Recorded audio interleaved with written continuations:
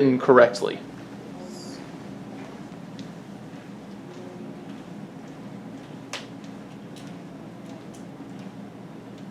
Do want to point out we should not be looking at the calculators right now. I need you to look at these equations, both of them, and make sure that you have them all correct.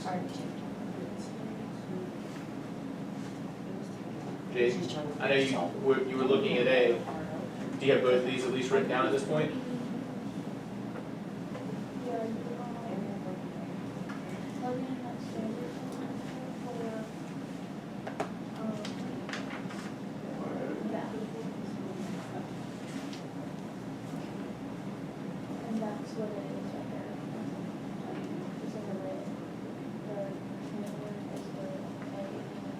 Okay. So no one has any questions about either of these equations that I have? We understand how to substitute in? Yes, LaShannon. I get negative 4. So remember, that's part of the equation. Negative b plus or minus the square root of b squared minus 4ac. That's not the a or b or c. That minus 4 is just already there. Okay? Yeah. You good with that? Okay, that's a good question. But I did want you to notice, like, that 4 is not A, B, or C. That 4 is always there. It comes from an algebraic process known as completing the square that we're not doing the algebra behind. So it's hard for me to go over it. Huh? So is it 2, right? Yeah, and that 2 is always there, right? It is always 2A. It's a good question as well. Okay, any questions? So remember, I would just substitute this into the calculator as is. What button can we hit on the calculator to make sure we get the fraction? Alright, so control and then divide gives me that fraction.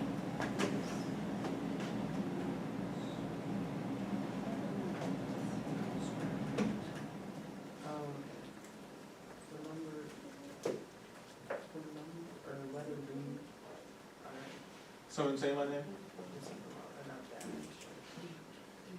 Instead of 1, 2. So it goes from 0.17 whatever to that, or do you erase it? Will you say my name? No, 0.17. I was hearing things. Just this. Okay. So we should have that equation typed in, right? So negative 10 plus the square root of 10 squared minus 4 times 2 times negative 1.02 divided by 2 times 2. So to get that root, to get that 0, I'm going to hit enter, and I get 0.1. Right? How can I check to make sure that that is the correct 0? I'm going to graph it, right? Don't forget, you have to show me that you can use the quadratic formula, but you can also completely graph it to check your answers. In fact, I would recommend it. Was it 2x squared plus 10x minus 1.02? 2x squared plus 10x minus 0. 1 plus 0. Look at that. Is that the same x-intercept? Yeah. 0.1? Alright. And then the beauty of the TI Inspire is all I have to do is scroll up, hit enter, and change that plus to a minus. Negative 5.1 is roughly what I should be looking at. Menu, analyze, 0, negative 5.1. We good on that? Alright, so just to make sure we all have the same answers before we move on. Nope, come back. So the answer for A, once you substitute that in, x is equal to what? 0.1. 0.1, and you can put a comma instead, and x is equal to what? Negative 5.1. Negative 5.1. Or is fine as well. There are small differences between them, but I'm not going into the differences. So here, what was x equal to? We didn't look at it yet, but some of us should have already solved it. 0.17, and remember, I do want 3 decimal places if it goes that far, and x equals Negative 3.840.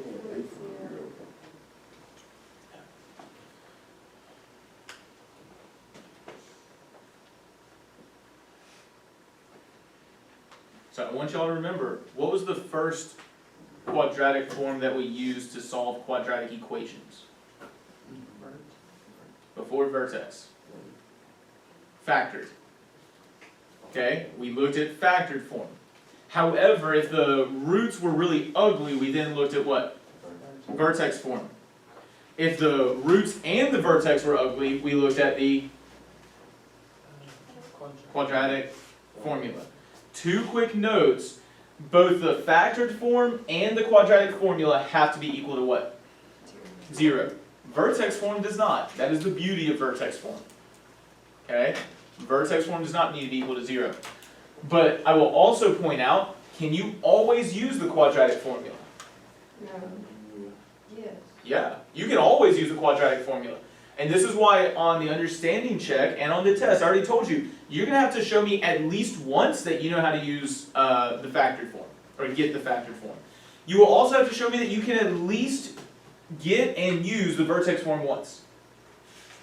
After that, you can use whatever form you want, or the formula. But at this point, there are 6 equations you also need to know for this test, right? For the understanding check that we will have tomorrow at the end of class, the only equations you need to know are vertex form, standard form, and factored form. You got to know those. Those are on the last understanding check, which I haven't passed back yet. I will do that in a second. And there's a 4th one for tomorrow. You need to know standard, factored, and vertex form. You also need to know the quadratic formula to solve a quadratic equation. Is that part of the thing on the test? Huh? Is that like part of it? The majority of the understanding check tomorrow will be solving quadratic equations. So like, you need to know your vertex form and your factored form so that you can write your equations in factored form and in vertex form. Okay? But you also need to know your standard form so that when you use the quadratic formula, which you also need to know what your A, B, and C are to plug into the quadratic formula. I'll send out an email with all of that as a summary. Check your email today as a reminder. Alright, so we are going to start lesson 6 very quickly, just touching on a couple of details, because here's the thing. We've already talked about the fact that there are rational roots, and there are what other kinds of roots that made our life difficult? Irrational roots. Well, unfortunately, there's another type of root. It's really not too bad at all. The name is the scariest part of it. They're called imaginary or complex numbers. Now, hear me very clearly on this. It's called imaginary. That is purely because when they were first discovered, mathematicians were like, nah, that can't be real, so they literally called them imaginary. And then later on we realized, oh no, those are very, very, very real numbers. In fact, the calculators you're using, the cell phones that you love so much, computers that we like to use, YouTube, all that stuff would not work without imaginary numbers. Everything that involves electricity uses the complex number system every single day. 0, 1, 1, 1, 0, 1, 0. You're thinking of the binary number system. Oh, okay. Or binary, Like the code. yeah, that's binary something, I don't remember the name of it, but we're talking about a new number set, so we need to learn about these complex numbers. Now, here's what I want us to notice, alright? List all the key characteristics you know about each function. We'll get back to this tomorrow, but I want us to look at a couple of things. How many roots are there in this equation? Look, so first off, go to lesson 6. You can look in your book. It's pretty soon. We're skipping 5.4. Don't ever worry about 5.4. Lesson 6, this part is starting on M1-94. Well, this part right here is on 94. So M1-94. So look at this again. How many roots are there? Okay, now be careful. This is something I want to point out. This actually has one x-intercept. But if you were to write this in vertex form, it's x minus 5 squared plus 0, right? That's my k, and the a is 1. Or I can just write that as x minus 5 squared. Well, that's x minus 5 times x minus 5. So it has one x-intercept, but how many roots? 2. It's just both of the roots are The same. not -5. Remember, that's a positive 5. Remember, it's x minus r1, right? So r1 is a positive 5. So there's one x-intercept, but two roots, both 5. We go with that idea? How many roots are there here? There's 2 roots. 2 x-intercepts, 2 roots.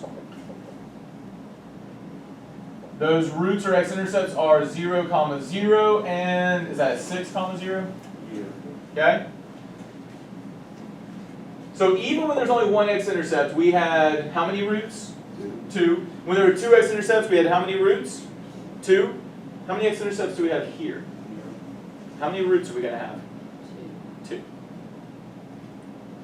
There are 0 x-intercepts, but still 2 roots.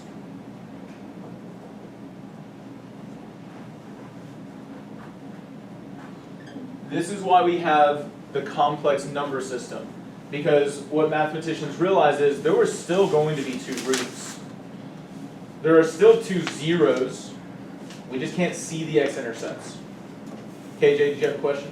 I was going to say, if it only has one root, they're going to be the same number. Right, yeah. It has, well, now be careful. It has one x-intercept. It still has 2 roots. It's just known as a double root. It's known as the multiplicity of that thing. And so we're going to come back to this tomorrow so you spend some more time with it. But I want you to notice this here, because this is where it comes into play. This is the y equals x squared plus 1. If I want to solve and find my 0, what am I substituting in for y? If I want a 0, 0. So what would I do to solve this equation? Minus 1, right? Minus 1. Negative 1 is equal to x squared. What am I doing next? Square root. Anybody have a problem with that?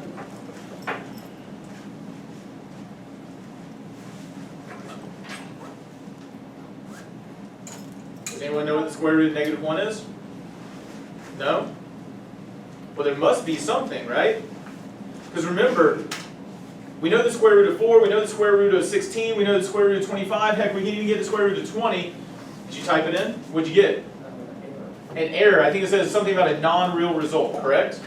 Yeah. So, this is where the imaginary number system comes in. We still have a root here, but we've never been able to do the root of a negative before. Now we can. And so we're going to learn about this imaginary number tomorrow, and hopefully get through it before understanding check. Don't forget the homework, which I will send out some details about. You all need to do M1-91. You're not doing the rest right now. The videos are online. I have some sheets of paper, the understanding checks that you need. Jada, Jaden, Gracie, you never did make this up, so I'm going to give you a blank copy and I'll use your test to reassess. Jada, not good. Actually, hold on, you had several pages for this. This was all you. Gracie, this is also you. LaShannon, here's yours. Jada, here's your understanding check. KJ, Grayson, basically the same deal. We're going to use your test to reassess that. Shakila, Jaden, DJ, Jeremiah. When we take the test, I'll use that to. Hey, Gracie, oh, I already gave it to you. The test is next week sometime, Cameron. But remember, I always use your test to reassess the skills that we had on the understanding checks. Okay, let me know when that comes up. Okay, we will worry about that later. I have another appointment first. Gotcha. Okay, so we won't be taking that test until next week. All right. No one has Jaden in a later class, do they? Dan San? The Jaden in this class. Okay. And I have someone that said,